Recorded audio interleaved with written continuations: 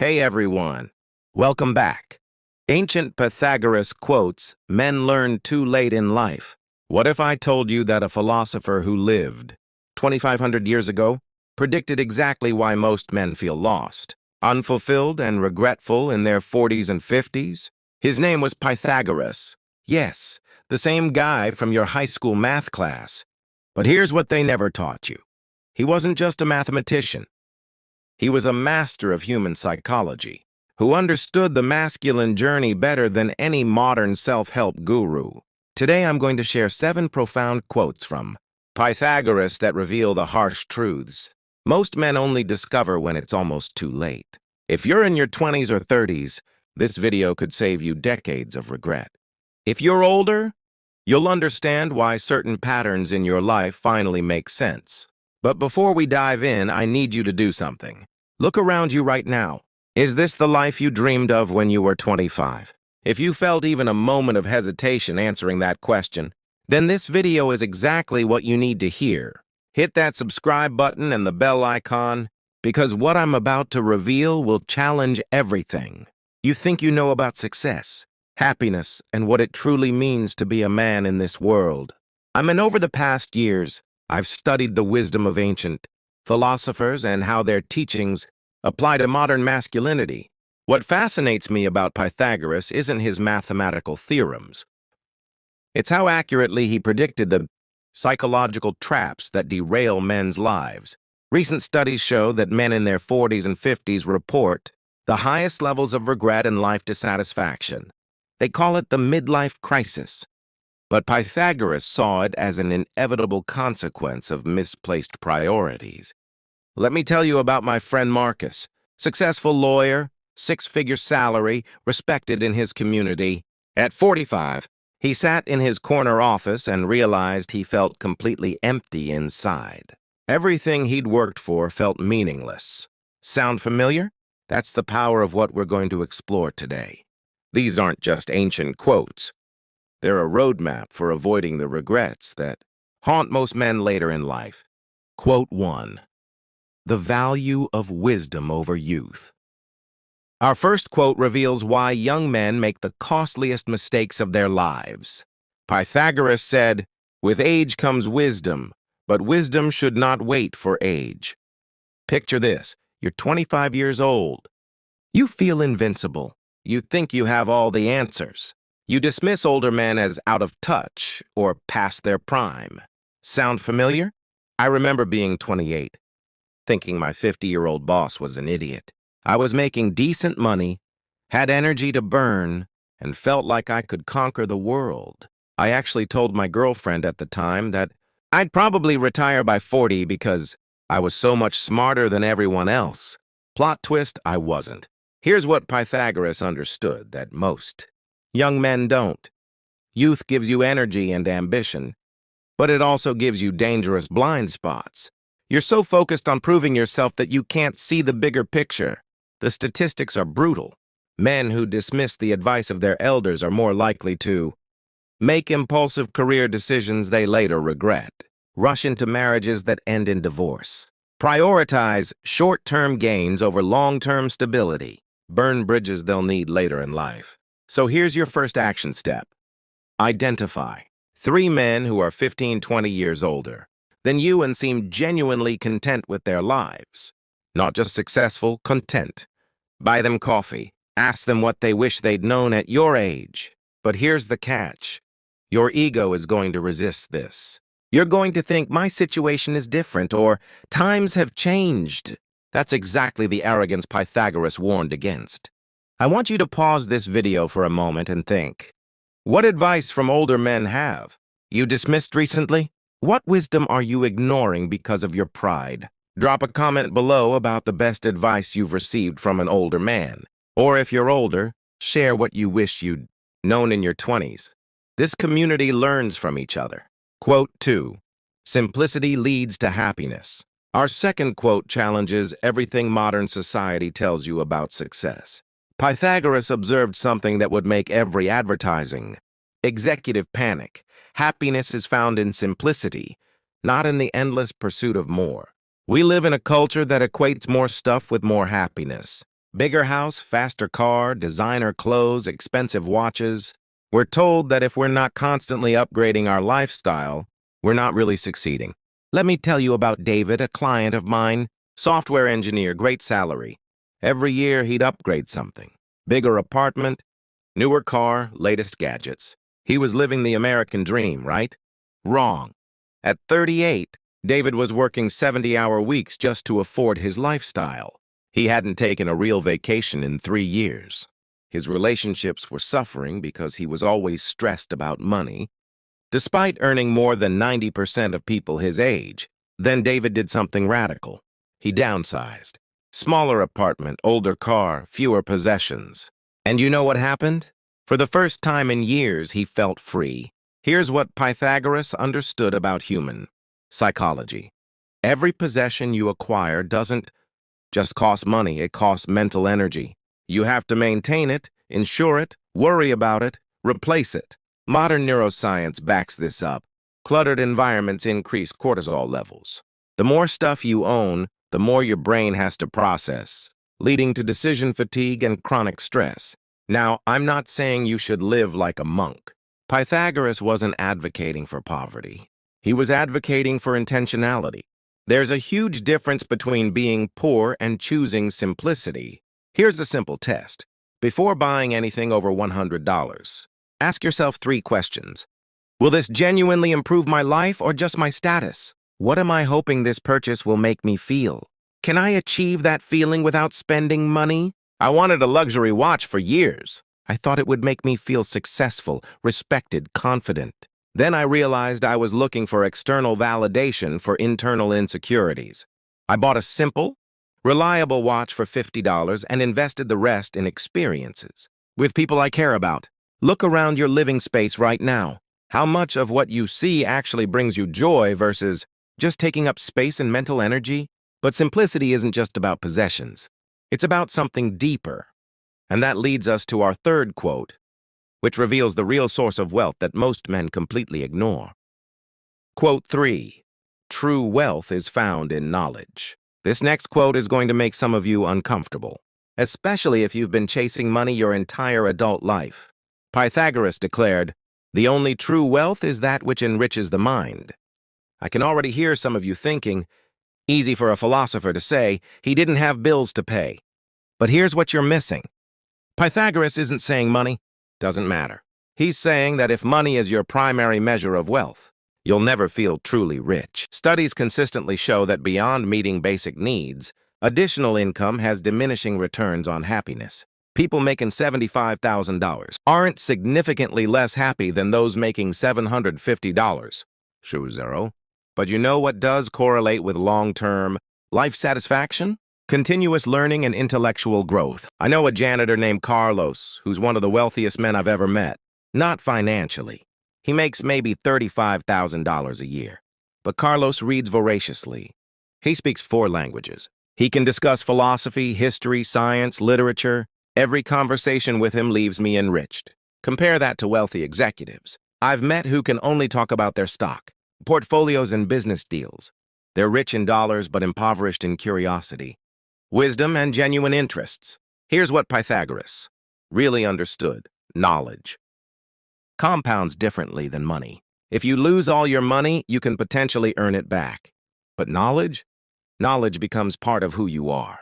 It changes how you see the world, how you solve problems, how you connect with others.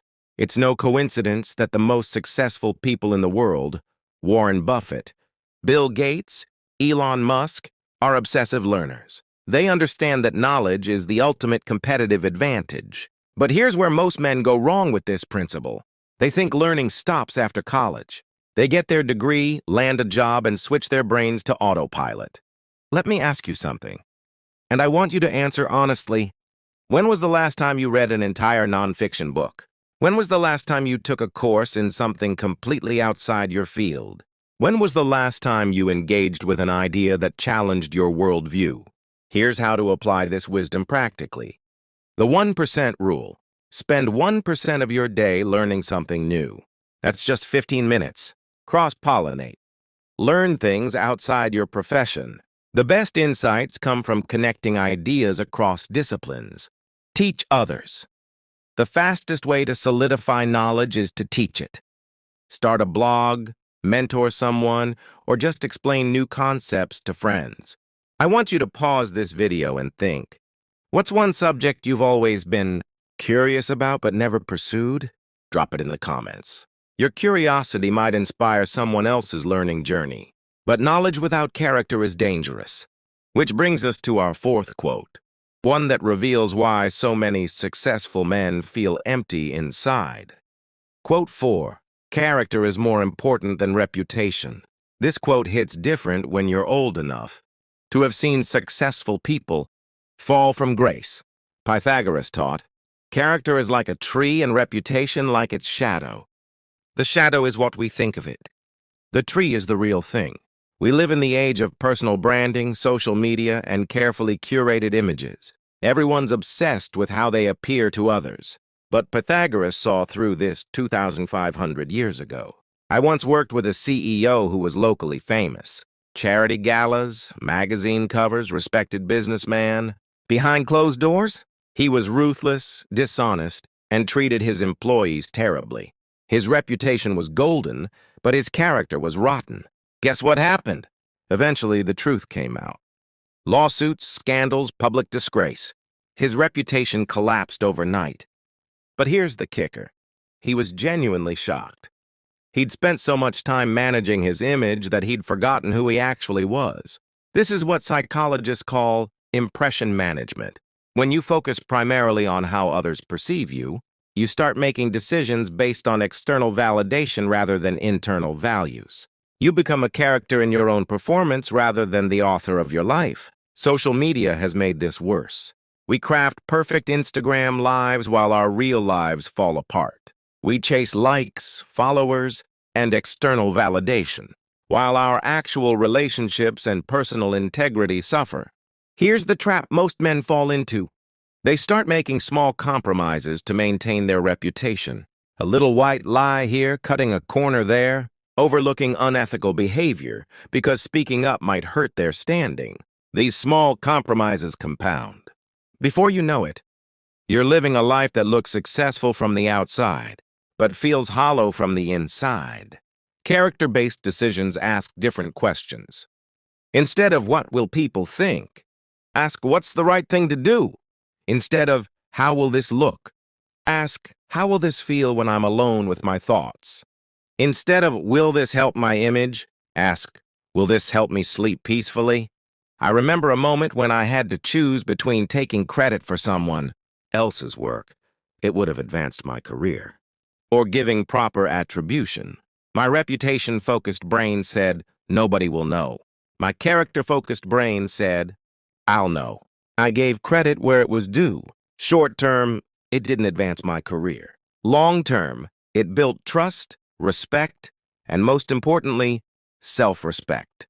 That moment taught me that character isn't about grand gestures, it's about small, consistent choices when nobody's watching.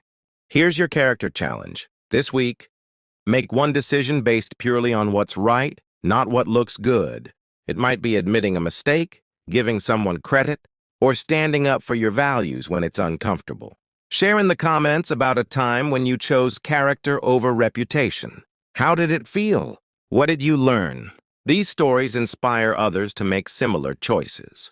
But character without balance becomes extremism. Our fifth quote reveals why even good things can destroy your life. Quote 5, moderation in all things. This next quote is going to challenge every hustle culture enthusiast watching this video.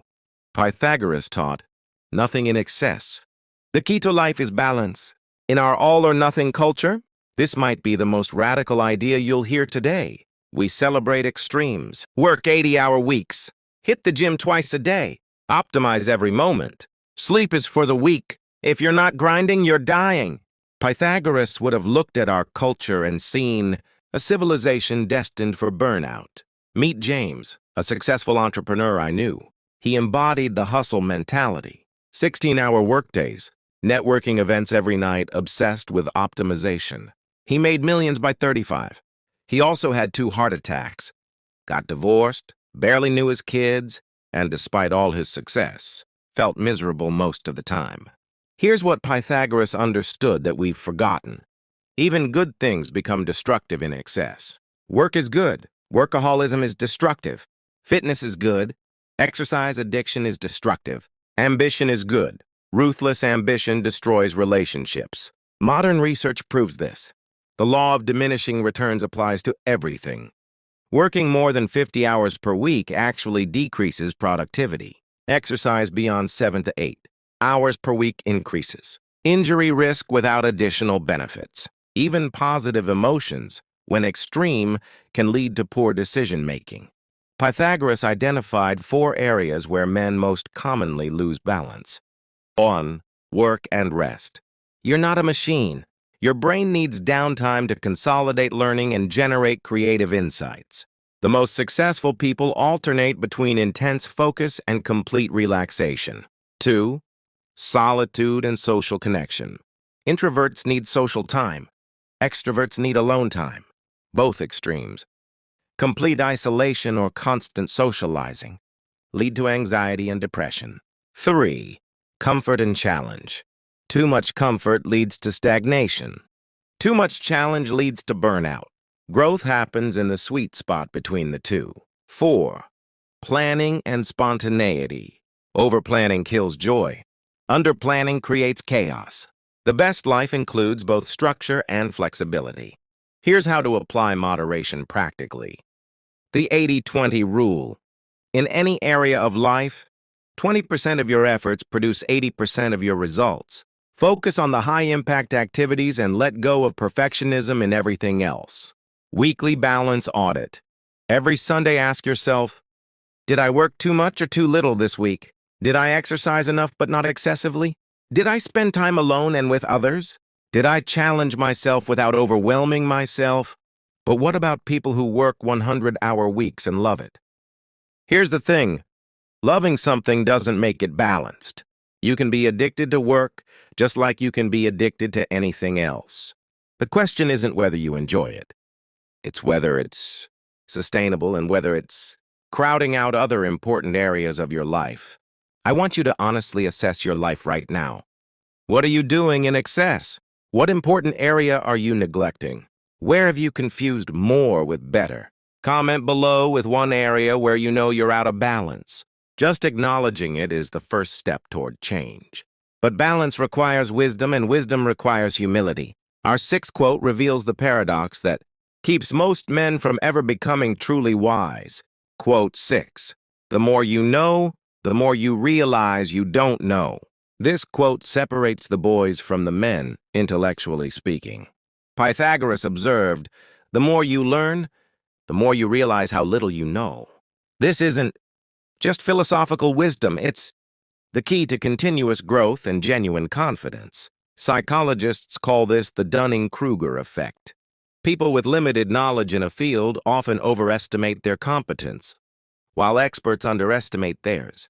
The more you actually know, the more you realize the vastness of what you don't know. When I started studying philosophy, I thought I was pretty smart after reading a few books. I had opinions about everything. Then I kept reading, studying, discussing with actual experts. The more I learned, the more I realized how much I didn't understand. Far from being discouraging, this was liberating. It freed me from the exhausting burden of having to have all the answers. Here's where this hits men particularly hard. We're socialized to be experts, to have answers, to never admit uncertainty. Saying I don't know feels like weakness. But Pythagoras flips this script. The wisest men are those comfortable with uncertainty. They ask questions instead of giving answers.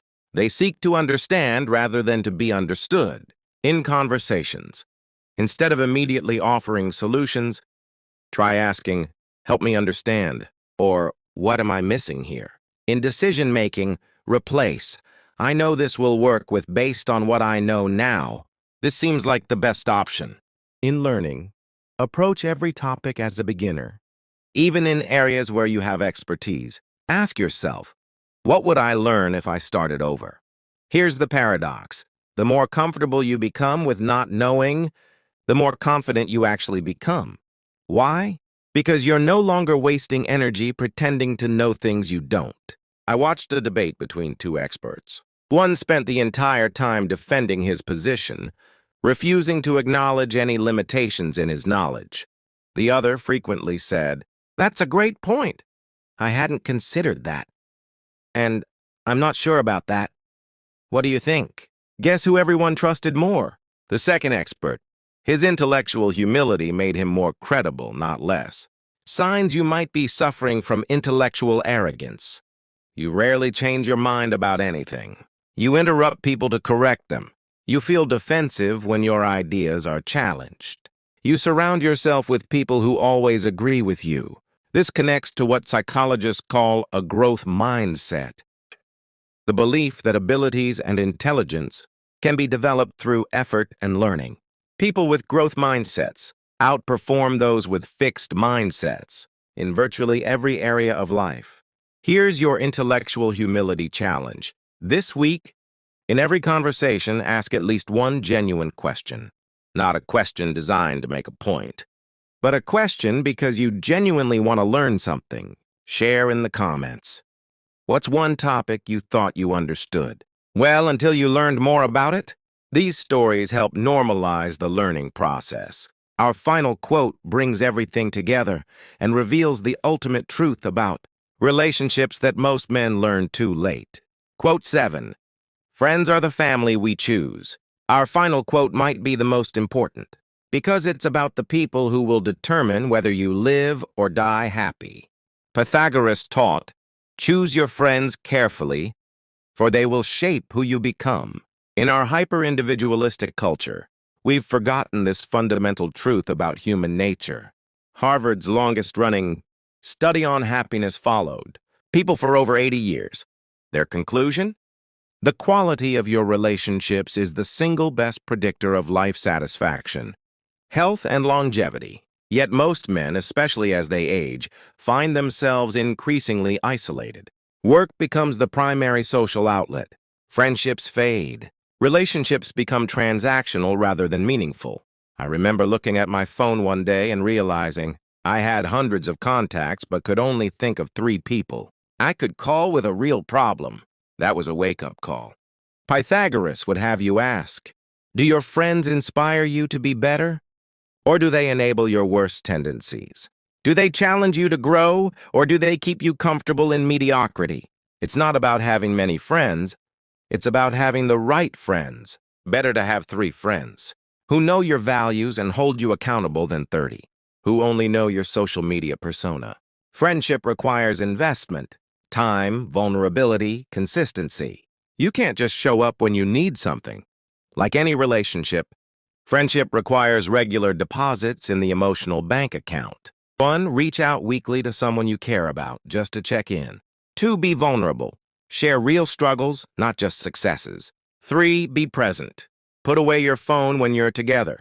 4, celebrate others. Be genuinely happy for friends' successes. 5, show up.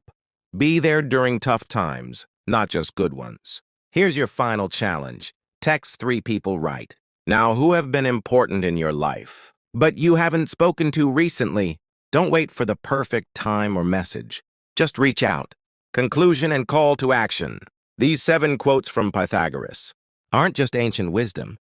They're a blueprint for a life without regret. Value wisdom over youthful arrogance. Find happiness in simplicity, not excess. Pursue knowledge as true wealth.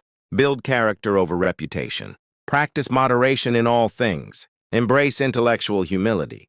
Invest deeply in meaningful relationships. The men who learn these lessons early live with purpose and die with peace. The men who learn them late spend their final years filled with regret, thinking, if only I had known. Which kind of man will you be? If this video resonated with you, subscribe for more content on ancient wisdom for modern men. Share this with someone who needs to hear it. Most importantly, tell me in the comments, which quote hit you hardest? What's one change you're going to make this week?